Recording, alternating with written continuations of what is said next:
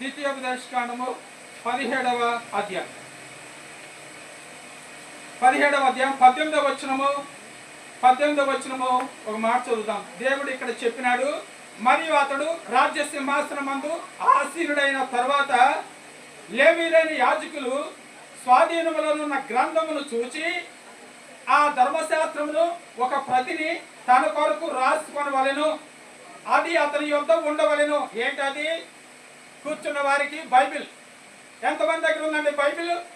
Bible ఉంటే వాళ్ళు అలా చేయొద్దండి. మరి మిగతా వాళ్ళ సంగతి ఏంటండి?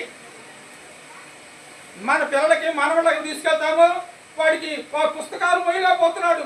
మనకు బాధ వేస్తుంది, కానీ ఆ స్కూల్లో కాన్వెంట్లో ఆ పుస్తకాలన్నీ మొయ్యలేక మరి నడుము పోతుంది అంటున్నాడు. కనుక మరి చదువుతున్నాడో చదవట్లేదో మనకు అర్థం కాదు. కనుక వేలుకు వేలు డబ్బులు దారిపోసి ఆ పిల్లలను అంతగా చదివిస్తున్నావు, ఎంత ఖర్చు పెడుతున్నావు. అయితే ప్రభు అంటాడు, ఈ ప్రతిని నీ దగ్గర ఉండవలెను.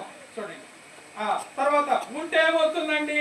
19వ వచనం, తన రాజ్యమందు తానును తన కుమారులను ఇశ్రాయేలు మధ్య దీర్ఘాయుష్మంతులు అవుతారు. ఏమవుతారండి? అందరూ చెప్పండి నోటితో. దీర్ఘాయుష్మంతులు అండి. ఎవరిస్తారండి? ఆయుష్ ఎవరిస్తారు? 1 గంట ఇస్తారా? లేదే. అందుకని ప్రభువు, నేను దీర్ఘాయుష్మంతుడు చేస్తా. అది ధనంతో సమానం కాదు, ఈ లోకంతో సమానం కాదు, మనకు కలిగిన వెండి బంగారంతో సమానం కాదు. దేవుని వాక్యం చాలా ఈ ప్రతిని, ఈ పుస్తకాన్ని నీ దగ్గర ఉంచుకో, నువ్వు దీర్ఘాయుష్మంతుడు అవుతావు అని అంటున్నాడు. తర్వాత మాటమ్మా ఏమని చదువుకున్న 21 తాను తన సహోదరుడి మీద గర్వించి ఈ ధర్మమును విడిచిపెట్టి కుడికి గాని ఎడమకు గాని దాన్ని తొలగక ఉండునట్లు ఏం చేపిస్తుంది ఈ గ్రంథము? కుడి ఎడమకు తొలగకుండా నడిపిస్తుందండి. అందుకు కుడి ఎడమ మనం తొలుగుతాం, అందుకని కుడి ఎడమకు తొలగకుండా ఈ గ్రంథం మనల్ని నడిపిస్తుంది, మన బిడ్డలు నడిపిస్తుంది, మన కుటుంబాన్ని నడిపిస్తుంది. కుడి ఎడమలను ఎందుకన్నాడు? ఇది టౌనే కదా.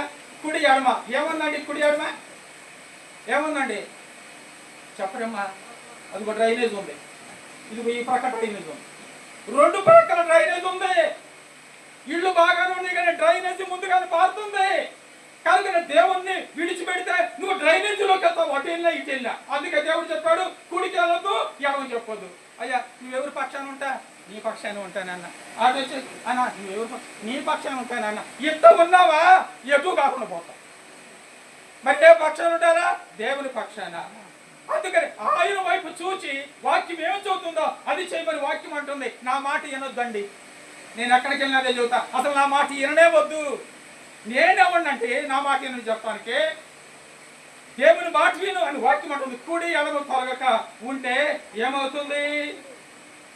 తొలగక నీ దేవుడైన యెహోవాకు భయపడి ఈ ధర్మశాస్త్ర వాక్యములన్నిటినీ ఈ కట్టడలను అనుసరించి నడుమ నేర్చుకొనుటకు అతడు తాను బ్రతుకు దినములన్నిటను ఆ గ్రంథమును చదువుచుండవలెను.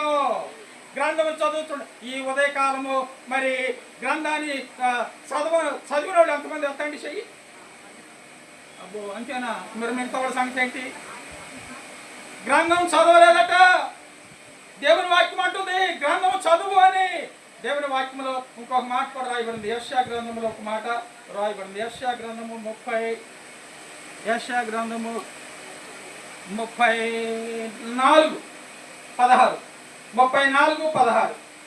అందరు చదవండి అమ్మా, బైబిల్ ఉండేవాడు అందరు చెప్పండి. యెహోవా గ్రంథమును పరిశీలించి చదువుకొనుడి. ఇది దేవుడు చెప్పిన మాట, ఏ పుస్తకం కాదు. లేవగానే పేపర్ రాలేదే, పేపర్ చదువుతాం.